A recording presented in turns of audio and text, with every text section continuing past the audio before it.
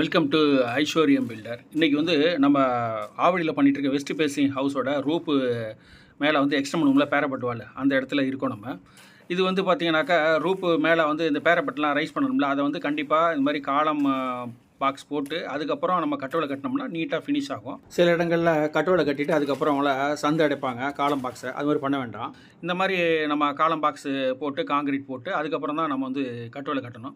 அதுக்கு முன்னாடி இந்த ஷூ மார்க்கிங்னு ஒன்று இருக்குது. அதை ஷூ மார்க் பண்ணிவிட்டு அதையும் லெவல் பண்ணி கரெக்டாக வெர்டிக்கல் லெவல் பண்ணிவிட்டு தான் மார்க்கிங் பண்ணி நம்ம காங்கிரீட் போடணும். எதனால் இதை சொல்கிறேன்னா, பேரப்பட் அப்போ தான் வந்து லைனில் இருக்கும். ரெண்டாவது வந்து அவங்க அடுத்த ஃப்ளோர் மேலே கிளைண்ட் கட்டிக்கிறதுக்கு விருப்பமாக இருக்காங்க, பண்ணிக்கிறாங்கனாலும் அது கரெக்டாக அலைன்மெண்ட்டில் அந்த காலம் போகும்.